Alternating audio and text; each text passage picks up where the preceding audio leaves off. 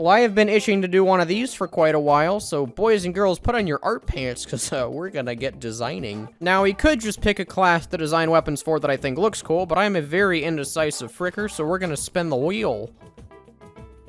Alright, let's go. Alright, we have landed on weapon numero uno that I kind of like the concept of, so let's see what we got here now. The pros are on kill, slows down enemy, as with most weapons in the game, it does that. And then the cons are minus 30 max health plus 75% fire damage vulnerability while deployed, and minus 75% accuracy on wearer. Okay, this one looks kind of dumb as it is. Obviously, the pro doesn't really do anything, but I think we can kind of work with the slows down enemy stat a wee bit. So now let's fix this up a little bit. So I changed the on kill slowing down enemy to on hit slowing down enemy for 3 seconds. I chose 3 seconds because I did some of the math and it works pretty well with the cons. And the cons are minus 30% damage penalty, just to make it so you can't just like glue someone in place and destroy them. Minus 20% slower firing speed, so if you don't hit your shots, it's going to punish you a little bit more. And then I also chose plus 25% fire damage vulnerability on wearer because that was something that the original one had. And I like the idea of you being weaker to one of your biggest weaknesses already, just so you can't get away scot-free, I guess. So the idea behind this is that you can continuously hit shots with this revolver to slow somebody down, but they're not going to be doing that much damage because of the lower damage, obviously, and the lower firing speed, and you're also a little bit weaker to pyros. Now, I know you could use the Spycicle with this to kind of negate that fire damage vulnerability, but hey, that would actually give the Spycicle a use, so I don't see many people complaining. And you already know what we're doing for this. We're gonna use the freaking GoldenEye dart pistol. I know this doesn't technically have the ability to have 6 things in the chamber, but this works really well because it's a weapon that slows people down, and also it kind of fits Spy's aesthetic of, like, a person wearing a suit, I guess. He's kind of a secret agent, too, but no, the suit is what matters. And because the budget on this channel is increased significantly, we have upgraded from a free program to a slightly less free program. This is Paint.net. It's a pretty handy program if you want to do stuff like this, and it has a lot more options than MS Paint. It is free. Go download it if you're one of, like, the 5 people still using Paint. Okay, let's start drawing. Now, I've actually decided to shift the base model from the little dart pistol that I showed earlier to the James Bond suppress pistol.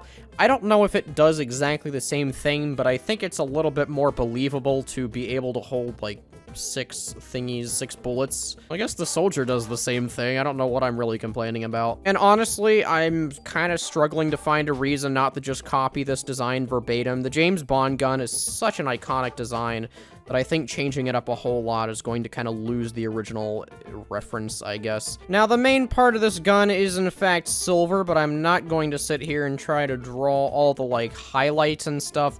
I'm not a very good freehand artist, okay? I'm doing my best with this. I think this is a pretty good shape of the gun overall. Looking at the picture, this is...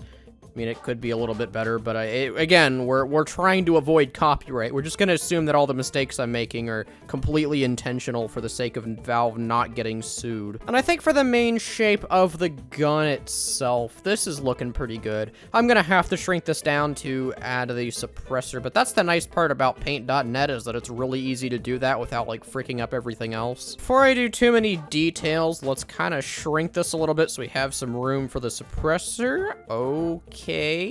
It appears I've forgotten to delete the background. I'm gonna blame this on user error. This is not the fault of the program. Alright, now let's add the suppressor. I'm guessing the suppressors are just supposed to be, like, long and kind of rounded, I guess. This looks like a freaking thick suppressor, goodness gracious. And this is looking pretty sharp, I think. I want to add a little bit more detail that's unique to the Team Fortress 2 variant of this, also to show that it is like some kind of tranquilizer and not necessarily just a pistol.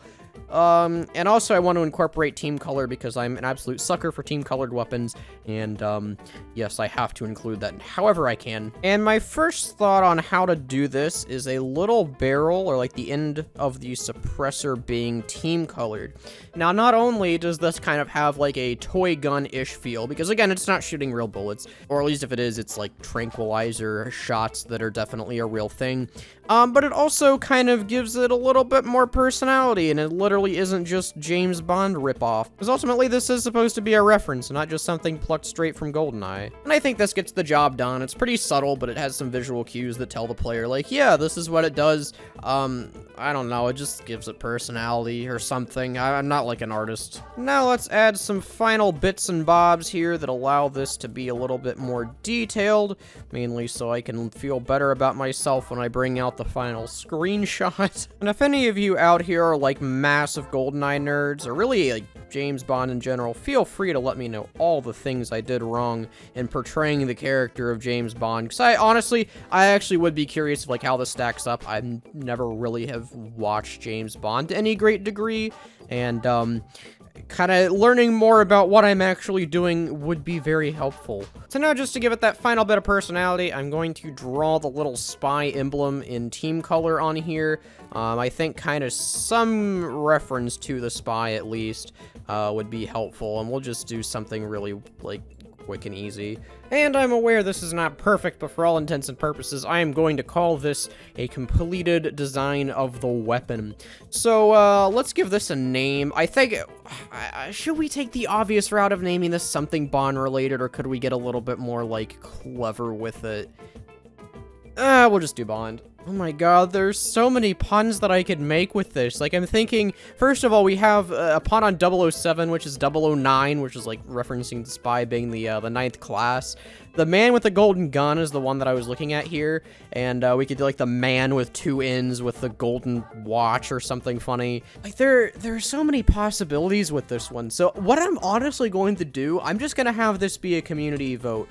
I'm going to pin whatever comment has the most upvote-like thingies. I don't even know if I'll have to, because I guess it'll show up first. But you all can suggest names, and whatever name you like for the spy James Bond gun is the one that it'll canonically be. We'll just ignore copyright, and you can do whatever the frick you want with it. So once again, here is the spy tranquilizer gun thingy that I am terming as the 009 for now. Please comment below what you would name it, or if you like 009, if that's something that you would want to keep. And like I said, I'll vote on my favorite. But yeah, let's move on.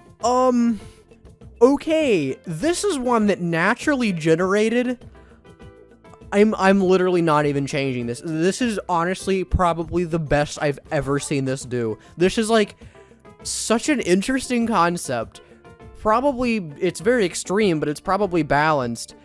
I don't even have to touch this. Let's just design this. I don't even care. All right, I want a revolver that somehow conveys power. The problem is that all of the ones that I'm seeing when I literally googled thick revolver look like the Diamondback, and we can't be having that. Team Fortress 2, okay, I might have to stray away from revolvers because TF2 is interesting in the fact that, like, all of the types of revolvers are basically already weapons. You have the short barrel and the Enforcer, the, like, thick boy and the Diamondback, the slightly different thick boy in the Ambassador, I can't remember what those are called, and the thin boy in the L'Étrange, and then I guess just a normal one in the stock. I don't even know where the frick to go from here. There's, like, nothing that I'm seeing that looks more unique. I am not entirely sure. I'm trying to find designs. What are some of these guns? What are people on? What? I'm honestly tempted to just keep regenerating the weapon until I somehow get something that combines a revolver and a knife. This is incredible. I don't care if this is the world's 8 worst guns ever. No, I want this in TF2. Anyway, back to actual ideas. I think something like this is going to be pretty good. It kind of conveys the feeling of beefiness. It doesn't really look like any other weapon in the game, except for kind of the short stop, but I feel like there's enough of a difference because of the curved handle. Yeah, let's do this one. Okay, normally I draw side profiles, but I'm gonna maybe stray from that depending on how much I feel like trying, because this kind of doesn't look like anything in a side profile. So this gun is, like, really weirdly shaped. Like, I don't know what they were doing when they were designing this. And we're gonna add a little bit of depth, because like I said, the the normal view of this, so like the side profile, which I've been drawing for all the other ones, is it literally just looks like a box. Like, you really can't tell what it's supposed to be. So it'll be an artistic challenge, but artistic challenges are what my parents called me. Okay, so far my lessons in perspective drawing that I've not taken are paying off. This actually looks like it could exist in three-dimensional space, which is more than can be said about a lot of other things that I've drawn. So the barrel on this thing is a little bit weird. It's basically like every chamber is its own barrel, but also a chamber. Honestly, pepper guns are really, really cool, and I'm kind of... like, I guess I'm glad there's one in TF2 already, but I'm sad for the sake of this video, because now it means that, like, I can actually be compared to things. Okay, I think that's what shading and light does in real life, probably. It's Team Fortress 2, it's cartoony, but I still want it to look like it actually could be Euclidean and isn't something that, like, people would dream about when they have a fever. Okay, and here's the main base of the weapon. Now is the hard part where we have to draw the little clicky thingy, the hammer. There we go. Man, my gun terminology is all over the place tonight. I mean, yeah, that looks kind of almost accurate. The perspective is a little different than the rest of the gun. I'm really trying my best here. And then we'll just add the finishing touches. And I think we're looking pretty good. So here's my attempt at 3D perspective drawing. We can pretty quickly see why I kind of stray away from this and draw the side profiles mostly. But I think in terms of, like, seeing what I'm going for, this is a little bit it. I've neglected to add a little bit of detail, but to be honest, the picture that I was drawing from wasn't super detailed. So what I'm actually going for, because the gun is a little bit crazy, the stats, honestly, I think this would actually make Spy super broken. I know no disguise kit means that people are going to be shooting at you constantly, but it's not like you can't cloak. I don't know. I really am not sure how this would turn out, but, in terms of, like, the weapon itself, I was hoping to go for something a little bit more beefy. That's why I chose, like, the thicker revolver. Not just because it looked different, but because, Team Fortress 2 likes to do something with their art style where things that give people more health, tend to look a little bit thicker. Like, obviously, Heavy is a lot fatter than, like, Soldier or anybody because he has the most health. And it's honestly good because it gives you visual cues, but, yeah, we'll say that everything's intentional or something. Well, now let's name this thing. I'm not gonna be just lazy and leave it up to the audience. I think I have a pretty good idea for this one in mind. And there is something in the spy world, and yes, I know the spy is not like the modern definition of spy, but bear with me. There's something in the spy world that I remember called a burn notice, and it's basically like when a spy gets caught. I don't know, there's like some TV show about it. And, my idea with this is, like, the revolver is like, oh yeah, you'd pull it out when you get caught, but, like, Spy is always caught because he doesn't have a disguise kit, so I don't know, maybe it's really clever, maybe it's not, who knows. So here's a final image of the burn notice. Let me know a better name if you have any. This would just be an absolutely wacky weapon. I mean, this would pretty much make Gun Spy completely viable. It would be really annoying to deal with because then you'd also have to deal with, like, 175 HP classes who could feign their death. Maybe if you, like, made it so the kunai still caps at 210 and, like, it doesn't scale with the extra health, this could be usable, but holy crap, yeah, this would actually be a lot of fun to use in game. Alright, let's keep going. I want the last one to be a knife, and, we might be here for a bit because good knives seem to be a rarity. And I think we have landed on a winner here. So, the current stats are on kill, player becomes mini crit boosted for 14 seconds, plus 55% damage on wearer, plus 5 max health, and on backstab, fully recharged cloak, with the cons of just not really dealing much damage to buildings. This is pretty stacked as it is. I think the stat that I'm going to keep here is the player becomes mini crit boosted because I think that could actually work pretty well on a knife. It would kind of contradict the concept of the Diamondback, but I think something like this actually could encourage players to use revolvers that aren't the Diamondback, which is definitely something we want. And I think generally here's what I've come up with. So the new pros are unkill, player becomes mini crit boosted for only 6 seconds, making it a little bit more reasonable than the 14. And then plus 35% faster holster speed, so you can use a little bit more of that 6 seconds. So that way if you get a kill, you can quickly switch to your revolver. And then the cons are minus 25% slower cloak recharge rate, just to make it a little bit more risky to go in. I was considering replacing this with like a faster cloak drain rate, but I think cloak recharge makes it easier to get in, just harder to get out, because you're probably going to use some cloak actually getting in.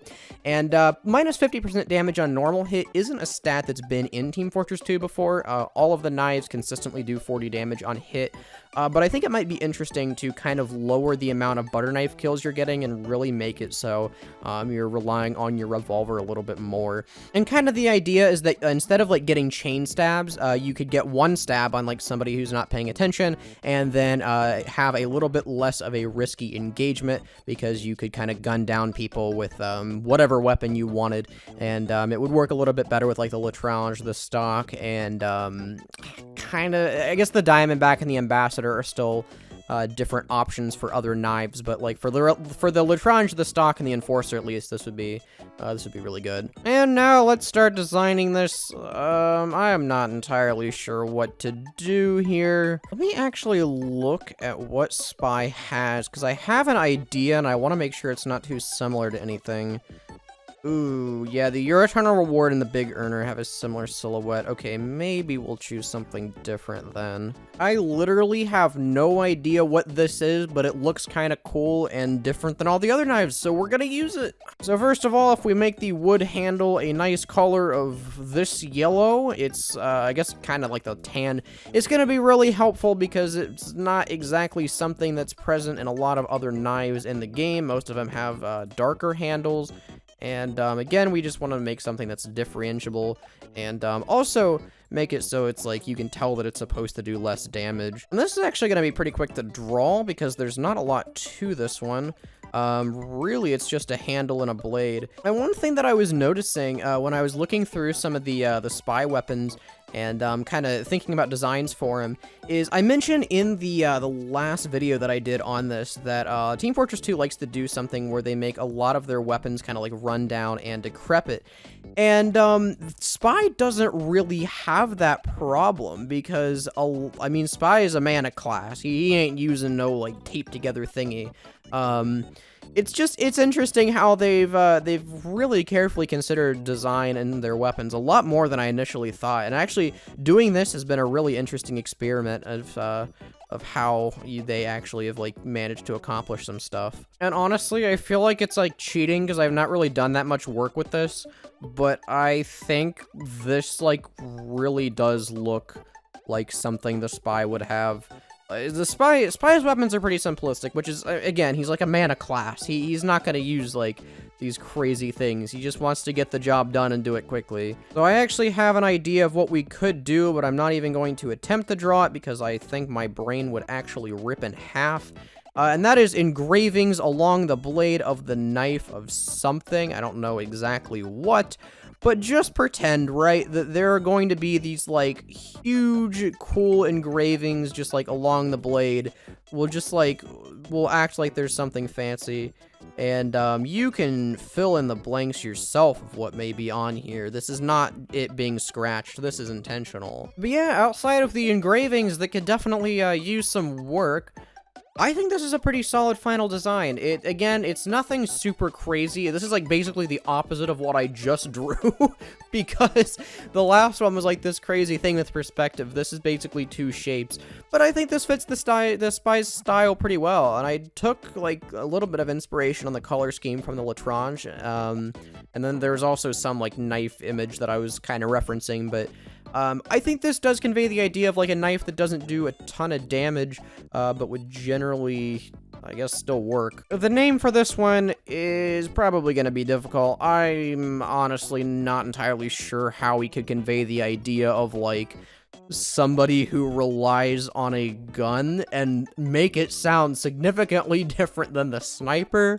Actually, what if we said bayonet? Because a bayonet actually does imply the use of a gun mainly, and the knife is like a backup option.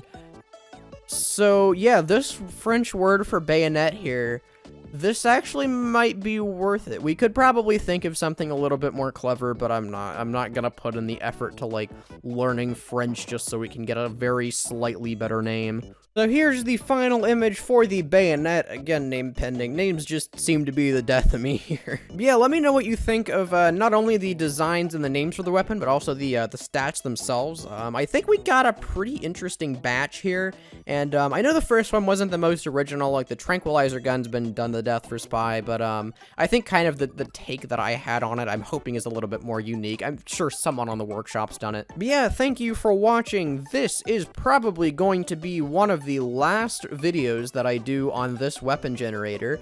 Not because I'm abandoning the concept of weapon generators entirely, but because I've been working on my own project for probably almost a month at this point, maybe not that long. You can probably guess what it is by the context clues, but it's going to be very, very interesting. Let's just say that viewing source code for the generators are very easy to do. So once again, thanks for watching. If you like this type of thing, be sure to let me know. Be sure to leave your name suggestions, and make sure to subscribe if you like this stuff, because I do it fairly often. And most importantly, have a good one.